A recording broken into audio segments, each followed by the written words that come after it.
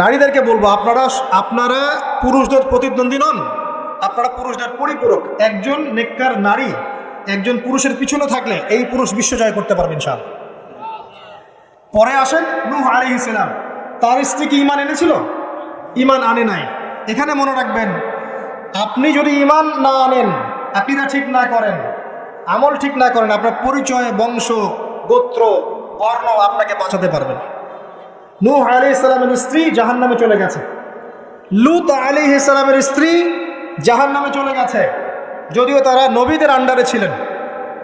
আল্লাহর রাসূল সাল্লাল্লাহু আলাইহি ওয়াসাল্লাম তার মেয়ে ফাতিমা রাদিয়াল্লাহু আনহাকে বলেছেন, দুনিয়াতে যা চাওয়ার আমার কাছে চেয়ে নাও, পরকালে তোমার উপকার করতে পারছি না আমি। আর ফাতিমা রাদিয়াল্লাহু আনহা কেমন মানুষ ছিলেন আপনারা জানেন? তো আমি আমাদের মা বোনদেরকে অনুরোধ করবো, আল্লাহকে ভয় করেন, নিজের নফস ঠিক করেন, নিজের কবরের ফিকির করেন, আমল আকীদা ঠিক করেন। আপনি কত বড় আলেমের স্ত্রী, কত বড় শাইখের স্ত্রী, আপনি আপনার স্বামী কত বড় পলিটিক্যাল লিডার, কত বড় সোশ্যাল লিডার, এটার মানদণ্ড আল্লাহ দেখবেন না। আপনার ঈমান, আমল, তাকওয়া শুধু আল্লাহ পাক দেখবেন। আসেন কোরআনের পাতায় পাতায় যাই, চলেন আপনাকে নিয়ে যাচ্ছি।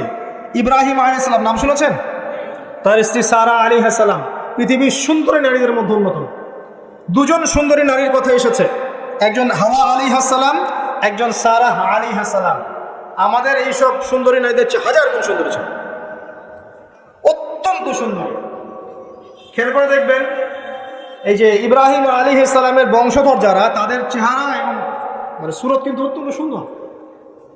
আমাদের নবী মুহাম্মদ সাল্লাল্লাহু আলাইহি ওয়াসাল্লাম প্রচন্ড সুন্দর ছিলেন না? তার আদি পিতাকে ইসমাইল আলাইহিস সালাম না? ইসমাইল আলাইহিস সালাম ইব্রাহিম আলাইহিস সালামের সন্তান নয়? ওই দেখেন ব্লাড চলে আসছে। ইউসুফ আলাইহিস সালাম, তার বাবাকে ইয়াকুব আলাইহিস সালাম, তার বাবা ইসহাক আলাইহিস সালাম, তার বাবা ইব্রাহিম আলাইহিস সালাম, ওই যে একই লেগেসি দেখেন। তারা প্রচন্ড সুন্দর ছিলেন। এমনকি নবী সাল্লাল্লাহু আলাইহি ওয়াসাল্লাম মেরাজের রাতে গিয়ে যখন ইব্রাহিম আলাইহিস সালামের সাথে সাক্ষাৎ করেছেন, তিনি পরে বলেছেন যে আমার শাকল, সুরত আর ইব্রাহিম আলাইহিস সালামের চেহারার মধ্যে অনেক মিল আছে, সাদৃশ্য আছে, একই রকম। আমরা কিন্তু দরুদের মধ্যেও মুহাম্মদ সাল্লাল্লাহু আলাইহি ওয়াসাল্লামের নামের পাশে ইব্রাহিম আলাইহিস সালামের নাম বলছি। তাদের উভয়ের জীবনে প্রচন্ড মিল ছিল, একই রকম ছিল। পয়েন্টে আসেন, সারা আলাইহিস সালাম অত্যন্ত সুন্দরী ছিলেন। তিনি একাই তার স্বামীর সাথে বের হয়ে চলে গেলেন কোথায়? ওই যে প্যালেস্টাইন, যেটা এখন দখল করে রেখেছে এই জিউসরা। তার সাথে কেউ নাই, ইব্রাহিম আলাইহিস সালামের সাথে পরিবার নাই, সমাজ নাই, কেউ নাই। তার স্ত্রী আছে। একজন নেককার স্ত্রী সাথে থাকলে স্বামী বিশ্ব জয় করতে পারবে। এই জায়গায় আমি ছেলে মেয়ে সবার জন্য হেদায়েতের কথা বলছি। মেয়েরা আমাকে অনেক অভিযোগ দিয়েছে, মেয়ে নিয়ে কোনো কথা বলি না ওয়াজির মধ্যে। আমি এখন কিছু কথা বলে শেষ করছি। সারা আলাইহিস সালাম যখন যাচ্ছেন, একজন লম্পট রাজা, মনে আছে, লম্পট একজন বাদশা তাকে ভোগ করতে চেয়েছিল, তুলে নিয়ে কিডন্যাপ করেছে। এই সময় ইব্রাহিম আলাইহিস সালাম মাজুর ব্যক্তি, নামাজে দাঁড়িয়ে গেছেন, আল্লাহর কাছে সাহায্য চাচ্ছেন। এটাই নবীদের সুন্নাহ। কোনো সমস্যায় পড়লে নামাজে দাঁড়িয়ে যেতেন। আর আমরা এখন সমস্যায় পড়লে হাওয়া শুরু করি, তাই না? আর এদিকে সারা আলাইহিস সালাম আল্লাহর কাছে দোয়া করছেন, আল্লাহ তুমি যদি জেনে থাকো আমি আমার সতীত্ব আমার স্বামী ছাড়া অন্য কাউকে দেই নাই, তাহলে আজকে এই জালেমের হাত থেকে আমাকে রক্ষা করো। হাত বাড়াতে না বাড়াতেই তার হাত অবশ্যই পড়ে গেছে। সুবহানাল্লাহ। তিনবার চেষ্টা করেছে, তিনবার বেহুশ হয়ে পড়ে গেছে। এই সারা আলাইহিস সালামের মতো সতীত্ব রক্ষাকারী জেনারেশন কি এখন আছে? এখন তো নিজে নিজের সতীত্ব বিলিয়ে দিতে পারলে বাঁচে। এমনকি কেউ যদি নাও নেই সতীত্ব, দেখা যায় যে নগ্ন ছবি তুলে ইমো, ফেসবুক, হোয়াটসঅ্যাপে আপলোড দিয়ে শেষ করে ফেলছে। তাই করছে না? ভিডিও কলে প্রেম হচ্ছে, আপনার এই যে গার্লফ্রেন্ড বয়ফ্রেন্ডের সাথে কফি খাচ্ছে, বিছানায় যাচ্ছে, ডেটিং করছে। বিয়ের আগে সব শেষ, বিয়ের পরে যখন এরা কোনো ঘরে যাবে, ওই ঘরে কি সুখ আসবে, শান্তি আসবে? মা বোনদেরকে বলবো, আর আমাদেরকে খেয়াল রাখতে হবে, আমরা যেন আমাদের ঘরে সারা আলাইহিস সালামের মতো মেয়ে স্ত্রী তৈরি করতে পারি। আল্লাহ তৌফিক দান। দেখেন সতীত্বের পাওয়ার, আল্লাহ পাক হাত অবশ করে ফেললেন। এবার ওই বাচ্চা হাদিয়া দিচ্ছে হাজারা আলাইহিস সালামকে। ঠিক আছে, হাজারা আলাইহিস সালামকে ইব্রাহিম আলাইহিস সালাম বিয়ে করলেন। কি জন্য করলেন? সন্তানের জন্য। বাই দ্য ওয়ে, এখন আবার একাধিক বিয়ে যদি কেউ করে ফেলে, তাকে সমাজে এবার বাঁকা চোখে দেখা হয়, তার মনে চরিত্র সমস্যা আছে। কিন্তু বিয়ে না করে বিয়ের আগে 10টা প্রেম করলে কোনো সমস্যা নেই, বিয়ের আগে 1000টা জেনা করলে কোনো সমস্যা নাই। পতিতালয় গেলে সমস্যা নাই, ফ্রি মিক্সিং গেলে সমস্যা নাই, গার্লফ্রেন্ডকে নিয়ে ঘুরতে গেলে ডেটিং করলে কোনো সমস্যা নাই, আবার বিয়ে করে ঘরে স্ত্রী থাকতেও বাইরে পরকীয়া করলে কোনো সমস্যা নেই। এগুলোকে আমরা উন্মুক্ত করছি, কিন্তু কেউ সাহস করে যদি কোনো বিধবার দায়িত্ব নেয়, কোনো তালাকপ্রাপ্তর দায়িত্ব নেয়, কোনো অসহায় দায়িত্ব নেয়, তাকে খারাপ চোখে দেখে। এই হলো আমাদের সাইকোলজি। অথচ আল্লাহ পাক এই বিধানটা দিয়েছেন কোরআন এবং সুন্নাহয়। যাই হোক, তার জন্য শর্ত আছে, শর্ত পূরণটা হলে করবেন না, কখন ফরজ নয়। কিন্তু কেউ যদি শর্ত পূরণ করতে পারে, তাকে ডিসকারেজ কেন করতে যাবে? সমাজ চেঞ্জ হয়ে গেছে। হাজরা আলাইহিস সালাম, এখান থেকে আমি আমাদের মা বোনদেরকে এবং আমাদেরকে একটা হেদায়েতের কথা বলবো ইনশাআল্লাহ। হাজরা আলাইহিস সালামের ঈমান, আমল, তাওয়াক্কুল দেখেন। তার গর্ভে আল্লাহ পাক সন্তান দিলেন ইসমাঈল আলাইহিস সালামকে। এবার আল্লাহ পাক বলছেন রেখে আসো। কোথায়? ওই মক্কায়, জনমানব শূন্য জায়গায় রেখে আসলেন। সাথে আছে সামান্য পানি, কিছু খেজুর রেখে আসছেন, এবং ইব্রাহিম আলাইহিস সালাম পিছনে হেঁটে চলে যাচ্ছেন। হাজরা আলাইহিস সালাম বলছেন, আইনা তাযহাবু ইয়া ইব্রাহিম, আপনি কোথায় যাচ্ছেন হে ইব্রাহিম? আপনি আমাদেরকে জনমানব শূন্য জায়গায় ফেলে কোথায় চলে যাচ্ছেন? ইব্রাহিম আলাইহিস সালাম কিচ্ছু বলছেন না, বুকের মধ্যে পাথর। স্ত্রী সন্তানকে জনমানব শূন্য জায়গায় রেখে গেলে কি ভালো লাগবে? কেন? বুকের মধ্যে পাথর, চুপ করে আছেন। এক পর্যায়ে হাজরা আলাইহিস সালাম বলছেন, আপনি কি আল্লাহর আদেশে এই কাজটা করছেন? তখন তিনি বলছেন, হ্যাঁ, নাম, এতটুকু বলেছেন, আমি আল্লাহর আদেশে করছি। এবার এই দেখেন, হাজরা আলাইহিস সালাম বলছেন, যদি আল্লাহর আদেশে আপনি করে থাকেন, তাহলে আল্লাহ কোনোদিনও আমাদেরকে ধ্বংস করবেন না ইনশাআল্লাহ। তাওয়াক্কুল। আমি আপনাকে বুঝাই, এখানে কোনো মানুষ নাই, কোনো খাবার নাই, কোনো পানিও নাই, তারপরেও তিনি বলছেন আল্লাহ ধ্বংস করবেন না। আপনি কি বুঝতে পারছেন কি অবস্থা? এবার খাবার পানি শেষ হয়ে গেল, সাই করছেন সাফা টু মারওয়া, মারওয়া টু সাফা, শুধু এক ফোঁটা পানির জন্য। কাকে খাওয়াবেন? বাচ্চাকে। এই দৌড়টা আল্লাহ পাকের কাছে এত পছন্দ হয়েছে, কিয়ামত পর্যন্ত হজের মধ্যে আল্লাহ পাক রেখে দিয়েছেন এটা। আপনি সাই করছেন, এটা কার সুন্নাহ?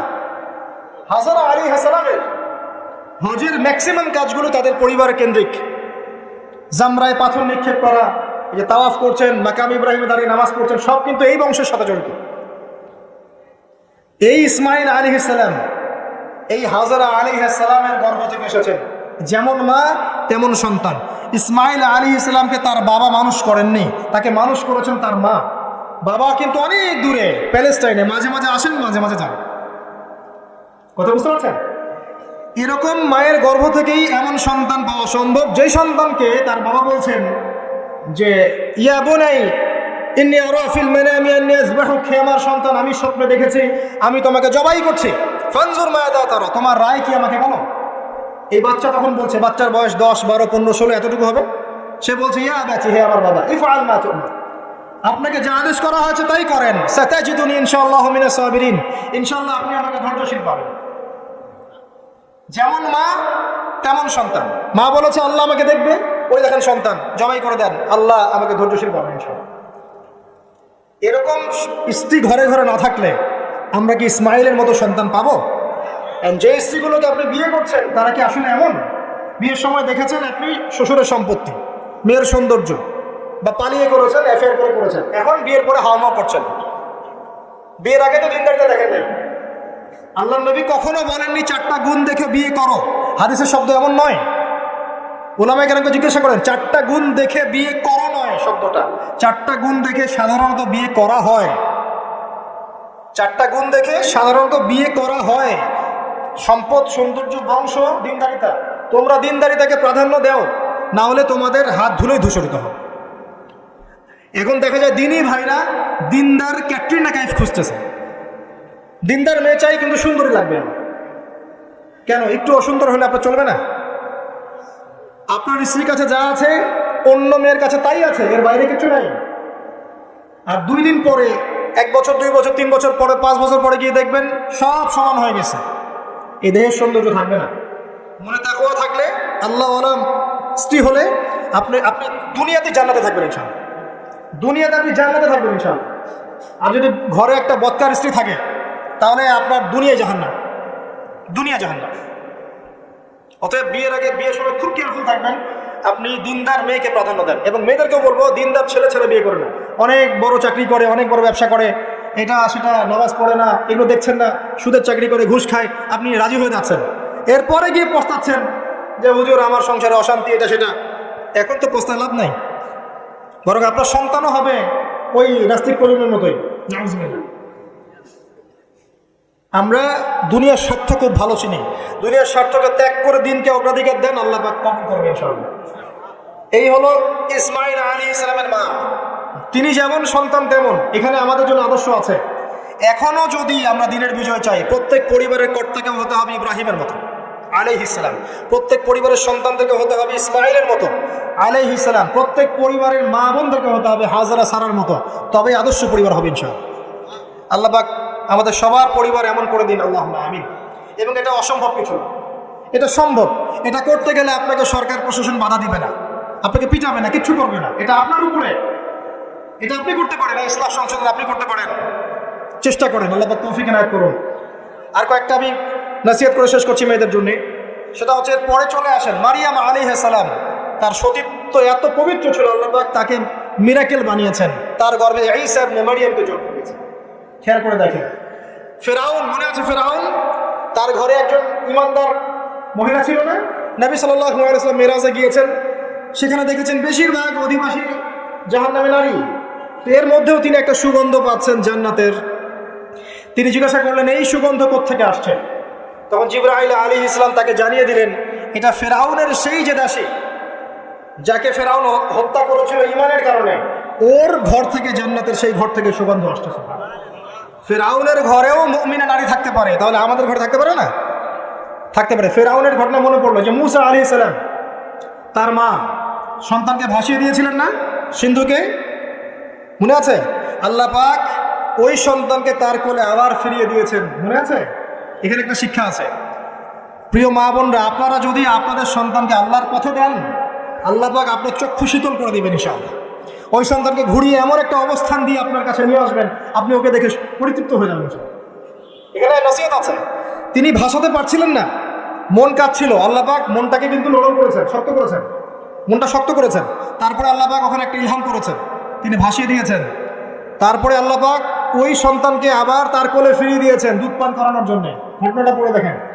আপনি যদি আপনার সন্তানকে আল্লাহর পথে দেন, আপনার সন্তানকে যোগ্য করে আল্লাহ আপনার সামনে নিয়ে এসে দাঁড় করিয়ে দেবেন ইনশাআল্লাহ। আপনি দেখে চোখ শীতল করে ফেলবেন, আল্লাহর উপর ভরসা রাখেন। মুসা আলাইহিস সালামের কথা একটা ঘটনা মনে পড়লো। তিনি যখন ওই যে ঘুষি দিয়ে একজন মরে গেছে, তিনি চলে গেলেন ওই কওমে শুআইব মাদিয়ানে, সেখানে গিয়ে বসে আছেন এবং দেখছেন দুইজন মেয়ে পানি আনার জন্য এসেছে, তাই না? পানি আনতে পারছে না, তিনি গিয়ে হেল্প করলেন। এই মেয়ে দুটো গিয়ে শুআইব আলাইহিস সালামকে বললেন যে হুয়া রাজুলুন কাওয়িউন আমিন, একজন ব্যক্তিকে দেখেছি সে খুব কাওয়ি, শক্তিশালী এবং আমিন, বিশ্বস্ত। শুআইব আলাইহিস সালাম পাঠালেন তাকে ডেকে নিয়ে আসো। এবার এই যে মেয়েটা হেঁটে হেঁটে আসছে, এদিকে মুসা আলাইহিস সালাম গাছের আড়ালে বসে দোয়া করছেন, রব্বি ইন্নী লিমা আনজালতা ইলাইয়া মিন খায়রিন ফাকির। এই মেয়ে হেঁটে হেঁটে এসে মুসা আলাইহিস সালামকে বলছেন, আমার বাবা আপনাকে ডাকছেন। এই মেয়েটার হেঁটে হেঁটে আসাটাকে আল্লাহ পাক সূরার মধ্যে বলেছে যে এই মেয়েটা লাজুক পায়ে হেঁটে হেঁটে এসেছে। কিভাবে? লাজুক ভঙ্গিতে সে হেঁটে হেঁটে এসে বলেছে, আমার বাবা আপনাকে ডাকছেন। কথা বুঝতে পারছেন? এই লজ্জাশীলতা এখনকার মেয়েদের মধ্যে আপনি আমাকে দেখান। এই লাজুক ভঙ্গিতে হেঁটে আসা মেয়েদের যে হাঁটাটাও পর্দা, মেয়েদেরকে কে বুঝাবে হাঁটার মধ্যেও পর্দা আছে? কে বুঝাবে যে গলার ভয়েসে পর্দা আছে, চোখের চাহনিতে পর্দা আছে? একটা মেয়ে সব কিছু ঢেকেছে, মনে করেন চোখটা ঢাকে নাই, এই চোখ দুটো দেখেই একটা ছেলে তার প্রেমে পড়তে পারে। একটা ছেলে হিসেবে বলছি, এটা সম্ভব। একটা হাতের কবজি দেখে আপনি একটা মেয়ের প্রেমে পড়তে পারেন, ভালো লাগতে পারে, সম্ভব। মেয়েদেরকে আল্লাহ পাক এত সুন্দর করে সৃষ্টি করেছে। আল্লাহ পাকের সবচেয়ে শ্রেষ্ঠ সৃষ্টি আছে মেয়েরা। মানুষ তো অবশ্যই, তারপরে মেয়ে মানুষ। এই নারী আপনার হয় জান্নাতের মাধ্যম হবে, অথবা আপনার জীবনের সবচেয়ে বড় ফিতনা হবে। কারণ নবী সাল্লাল্লাহু আলাইহি ওয়াসাল্লাম বলেছেন, আমি পুরুষদের জন্য মহিলাদের চেয়ে বড় কোনো ফিতনা রেখে যাচ্ছি না। প্রচন্ড বড় ফিতনা হতে পারে, সাবধান। তো এখানে দেখেন মেয়ের হাঁটার বর্ণনা আল্লাহ পাক দিয়েছেন। এখনকার জেনারেশনে মেয়েদেরকে আপনি হাঁটা শেখান, রাস্তাঘাটে, শপিং মলসে, সব জায়গায় দেখবেন গেঞ্জি আর জিন্স আর টি শার্ট পরে, ফর্মাল পোশাক পরে, স্যুট বুট পরে ঘুরছে। মাঝে মাঝে পোশাকের এখানে এখানে ফাড়া ছেঁড়া, এটাই নাকি স্টাইল। এমন পোশাক পরছে যেটা পরেও দেহের অঙ্গ প্রত্যঙ্গ বোঝা যাচ্ছে, এমন পোশাক পরছে যেটা বাইরে থেকে ভিতরের অঙ্গ দেখা যাচ্ছে। অমুসলিমদের পোশাক পরছে, ছেলেদের পোশাক পরছে, এগুলো সবই আখিরুজ্জামানের সাইন। আখিরুজ্জামান এরকম মেয়েদের সংখ্যা বাড়বে, নিসাউন কাসিয়াতুন আরিয়া, এরা কাপড় পরেও নগ্ন থাকবে, মুইলাতুন মামিলাত, এরা মানুষকে আকৃষ্ট করবে, নিজেরাও আকৃষ্ট হবে। এরা জান্নাতের গন্ধ পাবে না, যদিও জান্নাতের গন্ধ যোজন যোজন দূর থেকে পাবে। আখিরুজ্জামানের সাইন আপনি দেখবেন, মেয়েরা ছেলেদের পোশাক পরে ঘুরছে। এখন এই শুআইব আলাইহিস সালামের মেয়ের মতো এদেরকে কে লজ্জা শেখাবে? নাই লজ্জা শরমের বালাই। স্যার ক্লাস নিচ্ছে, সে গোল হয়ে বসে আছে, কোচিং করছে। টিচার গায়রে মাহরাম, সে ক্লাস নিচ্ছে, পড়াচ্ছে, গোল টেবিল করে বসে আছে মেয়েরা। দেখবেন কারো গায়ে হিজাব নাই, সালোয়ার কামিজ পরে ক্লাস করছে এবং দেহের অঙ্গ প্রত্যঙ্গ বোঝা যাচ্ছে। এবং কোনো কোনো সময় দেখবেন টিচারও সুযোগ নিচ্ছে, গায়ে হাত দিচ্ছে, বলছে ও তো আমার মেয়ের মতো। হ্যাঁ, আমরা তো ইউনিভার্সিটিতে পড়েছি। এরপরে খেয়াল করে দেখবেন টিচারের সাথে ছাত্রীর প্রেম হয়ে গেছে। কত মেয়ে যে রেপের শিকার হচ্ছে, মুখ ফুটে বলে না। যে কটা খবর আসে পেপার পত্রিকা, এগুলো খুব নগণ্য খবর, বাস্তবতা আরো অনেক কঠিন, পরিসংখ্যান অনেক বেশি, অনেক বেশি। মেয়েরা তো আর মুখ ফুটে বলবে না আমার সাথে এরকম অন্যায় করা হয়েছে। কিছু কিছু মেয়ে যখন বলে তখন আপনি খবর পান। অনেক মেয়ে প্রাইমারি স্কুল থেকেও, তারা প্রাইমারি লেভেল থেকে একদম বয়স যখন 10-15 এখান থেকে শুরু করে কলেজ পর্যন্ত ধর্ষণের শিকার হয়েছে, রেপের শিকার হয়েছে, গার্লফ্রেন্ড বয়ফ্রেন্ডের দ্বারা বা টিচারের দ্বারা, কোনো কোনো ক্ষেত্রে চলতে ফিরতে গুন্ডা মাস্তানের দ্বারা। এটা হচ্ছে ফ্রি মিক্সিং গ্রাউন্ড। ছেলে আর মেয়েকে আপনি একসাথে জড়িয়ে দিয়েছেন, এগুলো চলবেই। এখন অনেক সময় এমনও হয়েছে, মেয়ে পড়াচ্ছেন, চারপাশে গোল হয়ে বসে আছে ছেলেরা। আর তখন আমরা এমনও দেখেছি যে কলেজে মাঠের মধ্যে বসে আছে ছেলে মেয়ে একসাথে গোল হয়ে, গ্রুপ স্টাডি। মিথ্যা কথা বলছে? Group study. কলেজে আন্দোলনের সময় দেখেছি, কোনো দাবি নিয়ে আন্দোলন হচ্ছে, দেখবেন যে এই যে ছেলে শুয়ে আছে মেয়ের কোলে মাথা দিয়ে, মনে হচ্ছে সে আমাদের স্ত্রী মনে হয়। এগুলো কি? এগুলো চলছে। এখন এখানে আপনি কিভাবে আপনার বাসায় পর্দা ধরে রাখবেন? কিভাবে সম্ভব? বেশি বেশি মেয়েদের যুগোপযোগী মাদ্রাসার প্রয়োজন, বেশি বেশি মেয়েদের ইসলাহি আলোচনার দরকার, মেয়েদের মধ্যে দাওয়াতি কাজের দরকার। এবং মেয়েদেরকে অনেক সময় দাওয়াতি কাজের অভাবে ভুল দাওয়াত দিয়ে বাড়ি থেকে বের করে দিচ্ছে, মাহরাম ছাড়া সফর দিচ্ছে। খেয়াল করে দেখেন, এমন অনেকও জামাত বের হচ্ছে মাহরাম ছাড়া জেলা জেলায় সফর, দলিল দিচ্ছে এটাও নাকি জিহাদ। নাউযুবিল্লাহ। কিভাবে হচ্ছে? কারণ আমরা যেহেতু ওদের দাওয়াতটা কমিয়ে দিচ্ছি, মেয়েরা মেয়েদের মধ্যে দাওয়াতি কাজ করছে না, দাওয়াত সংকীর্ণ, বেদাতিরা এবং ভ্রষ্ট যারা পথভ্রষ্ট, এরা ওদেরকে ঘর থেকে বের করে দিচ্ছে, ইসলামের নামেও বোরখা পরিয়েও বের করে দিচ্ছে। খুব অবস্থা খারাপ। আপনি খেয়াল করেন, দেখবেন এগুলো ধরতে পারবেন। তো এই বিষয়গুলো খেয়াল রাখেন। কোরআনের পাতায় পাতায় হেদায়েত আছে। আমি বললে অনেক লম্বা হয়ে যাবে, শেষ করছি এদিকে এসে। সর্বশেষ নবী আসেন মুহাম্মদ সাল্লাল্লাহু আলাইহি ওয়াসাল্লাম। তার জীবনে এই যে 23 বছরের মিশন, এই মিশনে সবচেয়ে বড় ভূমিকা কে রেখেছেন বলেন তো? তার স্ত্রী খাদিজা রাদিয়াল্লাহু আনহা। মক্কার 13 বছর মানুষ তাকে যতটা না বিশ্বাস করেছে, খাদিজা রাদিয়াল্লাহু আনহা শুরু থেকে তার পাশে ছিলেন। শেষ বয়সে গিয়ে নবী সাল্লাল্লাহু আলাইহি ওয়াসাল্লাম তার কথা বেশি বেশি বলতেন। আয়েশা রাদিয়াল্লাহু আনহা স্বভাবগত কারণেই, একটা মানবিক, একটা মেয়েদের আচরণগত কারণেই জেলাস ফিল করতেন যে আপনি তার কথা বারবার কেন বলেন।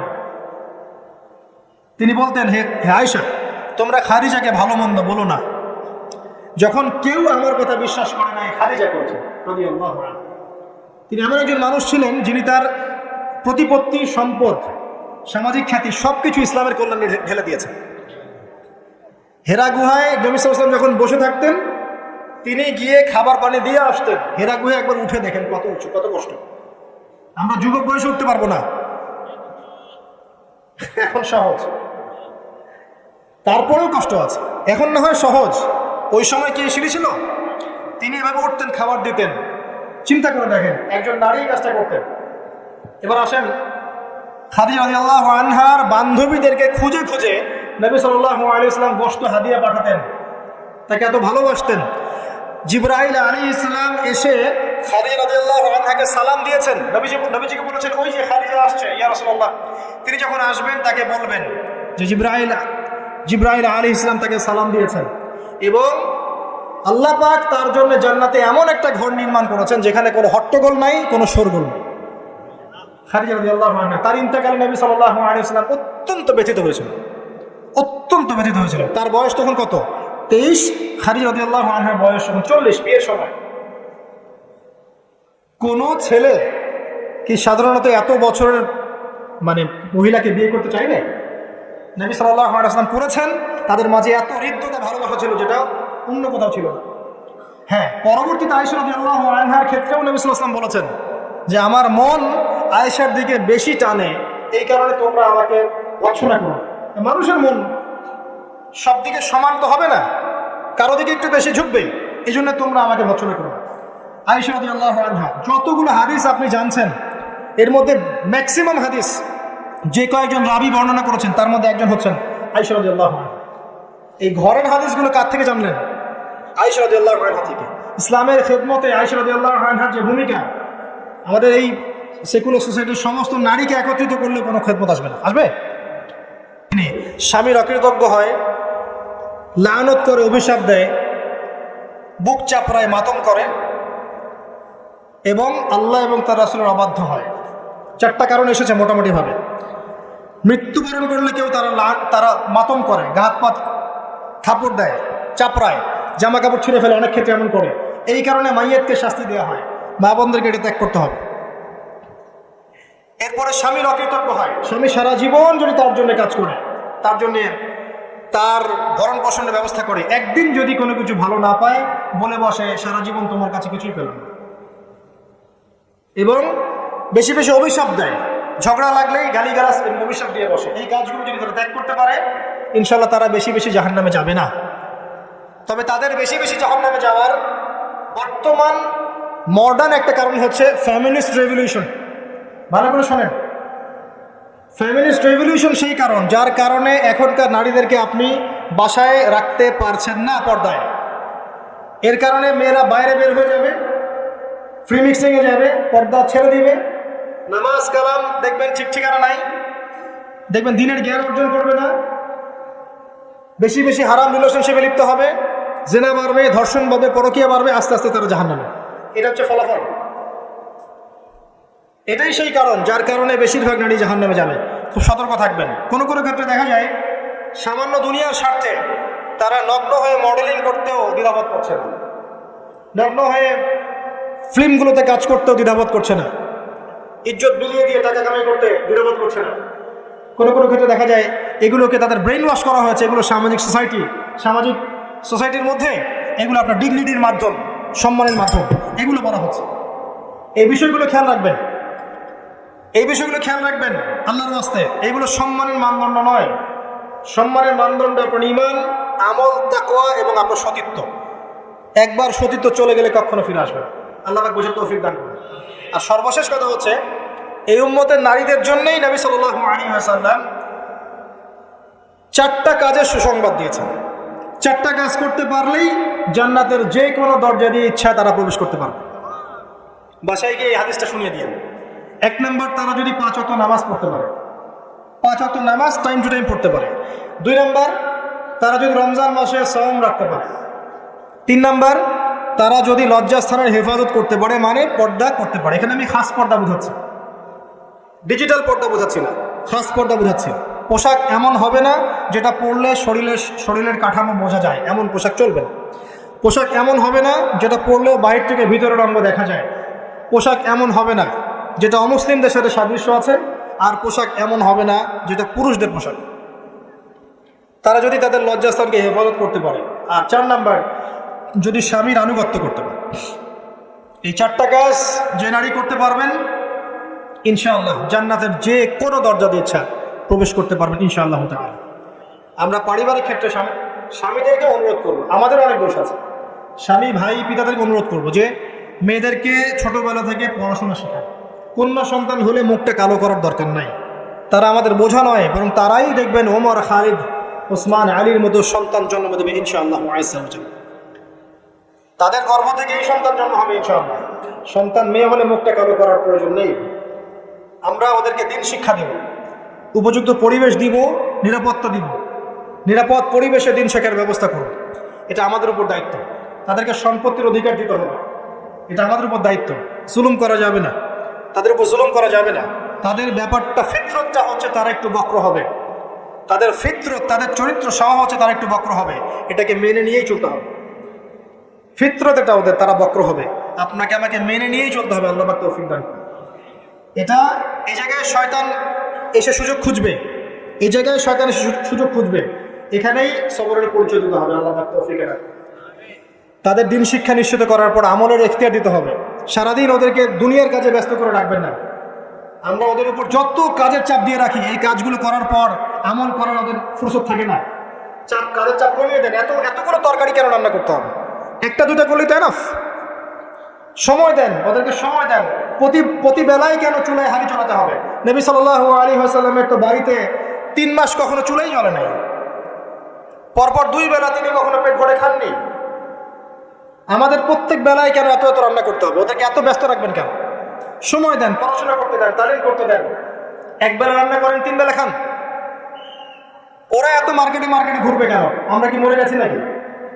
আমরা মাসের বাজার করে দেবো, 1 মাসের বাজার আগেই করা শেষ, বাসায় থাকো। মাসের বাজার করে ফেলবে। রমজান আসছে, রমজান আসার আগেই সব শপিং শেষ। রমজান মাস আসার আগেই রমজান এবং ঈদের সব শপিং শেষ করে ফেলে। যতটুকু সামর্থ্য আছে এটা দিয়ে করেন। রমজান মাস পুরো ইবাদতে কাটাবেন ইনশাআল্লাহ। ঘন ঘন মার্কেটে যাবেন না। বাড়ির মা বোনদেরকে এত মার্কেটে যেতে দেবেন না, বাসায় রেখে দেবেন। এত প্রয়োজন নাই তো আমাদের। বাসায় পরিবেশটাই মূল কথা। আমরা ওদের উপর অনেক জুলুম করে ফেলি, ওদের প্রতি ভ্রুক্ষেপ করি না। দেখবেন নিজের স্ত্রীকে ভালো লাগে না, সারাদিন বাইরে যে মুভিজ দেখতে দেখতে, পর্নোগ্রাফি দেখতে দেখতে এবং ফ্রি মিক্সিং চলতে চলতে নিজের স্ত্রীর চেহারা আর ভালো লাগে না। বিয়ের আগে যে 10টা প্রেম করে আসছে, এখন স্ত্রীর চেহারা ভালো লাগবে কেমন করে? হ্যাঁ, স্ত্রীর দিকে তাকাই না, ভ্রুক্ষেপ করে না। আবার আমাদের স্ত্রীদেরকেও দেখবেন অনেক সময় দেখা যায় যে বাইরে যাওয়ার সময় সাজুগুজু করে একেকার, স্বামীর জন্য কখনো সাজবে না। সাহাবায়ে কেরাম রাদিয়াল্লাহু আনহুম আজমাইন বাসায় ঢুকতেন, জিহাদের মাঠ থেকে ফিরতেন, দাওয়া দিয়ে ফিরতেন, আহলান সাহলান দাঁড়িয়ে থাকতেন স্ত্রীরা, আহলান সাহলান সুন্দর করে সেজে থাকতেন, পরিপাটি হয়ে থাকতেন। স্বামী আসতো, হাতে চুমু খেতেন, জড়িয়ে ধরতেন, হৃদ্যতা ভালোবাসা বাড়ত। একই প্লেটে খাবার খেতেন, বড় প্লেট ছিল, একসাথে খাবার খেতেন, মহব্বত বাড়ত। খাইয়ে দিতেন, হাতে খাইয়ে দিতেন, মহব্বত বাড়ত। কোলে শুয়ে কোরআন তেলাওয়াত করতেন, মহব্বত বাড়ত। নবী সাল্লাল্লাহু আলাইহি ওয়াসাল্লাম সেখানে কামড় দিতেন যেখানে আয়েশা রাদিয়াল্লাহু আনহা কামড় দিয়েছে, মহব্বত বাড়ত। এরপরে সময় দিতেন পরিবারে, দিয়ে তারপরে তার অন্তরঙ্গ সম্পর্কে যেতেন। নবী সাল্লাল্লাহু আলাইহি ওয়াসাল্লাম স্ত্রীর সাথে দৌড় প্রতিযোগিতা করেছেন, চাঁদ দেখেছেন। এখানে দেখবেন আপনি যাচ্ছেন ঘরে, স্ত্রী আপনার দিকে তাকায় না, আপনিও তার দিকে তাকান। ও সাজেন আপনার জন্য, আপনিও কেয়ারও করেন না। আপনিও বসে গেলেন ফেসবুক এই যে নিয়ে, স্মার্টফোন নিয়ে মুভিজ দেখা, ও মাশাআল্লাহ ওরটা কথা বলতে শুরু করুন। কেউ কারোর সাথে সম্পর্ক নেই। 1 বছর যাইতে না যাইতেই বিয়ের ভালোবাসা মহব্বত সব শেষ। অথচ আল্লাহ পাক বলেছিলেন যে আলা বাইনাকুম মাওয়াজ্জাতা ওয়া রাহমা। এই হৃদ্যতা ভালোবাসা যদি জীবন্ত না করতে পারি, আমাদের পরিবারগুলোর মধ্যে কাঠামো ঠিক থাকবে না। এবং এইসব পরিবেশে যে বাচ্চা কাচ্চারা বড় হবে, এরা আগামী দিনে উম্মার হাল ধরতে পারবে না। মুহাম্মদ সাল্লাল্লাহু আলাইহি সাল্লাম মানুষকে ভালোবাসতেন, কারণ ছোটবেলা থেকে তাকে ভালোবাসার পরিবেশে বড় করা হয়েছে। ওমর রাদিয়াল্লাহু আনহু খুব কঠোর ছিলেন, কারণ ছোটবেলা থেকে তাকে কঠোরতার মধ্যে মানুষ করা হয়েছে। এই বিষয়গুলো মানুষের উপর প্রভাব বিস্তার করে। আমরা আমাদের মা বোনদেরকে রিকোয়েস্ট করব, 5 ওয়াক্ত সালাত ঠিকঠাক মতো আদায় করবেন। আপনারা সুযোগ করে দিবেন, দ্বীনি শিক্ষায় শিক্ষিত হবেন, মাদ্রাসার সাথে সম্পৃক্ততা রাখেন, মহিলাদের তালিমি হালাকা করেন, তাদের মাঝে দাওয়াতি কাজ করেন, পর্দার দিকে খেয়াল রাখেন। স্বামীদেরকে অনুরোধ করব, ভাইদেরকে বলবো এবং আমি সন্তানদেরকে বলবো, মায়ের, বোনের, স্ত্রীদের দিকে খেয়াল রাখেন, তাদের দিন শিক্ষা নিশ্চিত করেন, তাদের পর্দা নিশ্চিত করেন, তাদেরকে দিন শেখান, বোঝান। আল্লাহ রাব্বুল আলামিন ইনশাআল্লাহ জান্নাতি পরিবার গড়ে দিবেন। এই পরিবারগুলো দিয়ে যখন সমাজ গঠিত হবে, এই সমাজ দেখবেন ইনশাআল্লাহ তাআলা একটা আলোকিত সমাজে পরিণত হবে ইনশাআল্লাহ আযজা ওয়া জাল।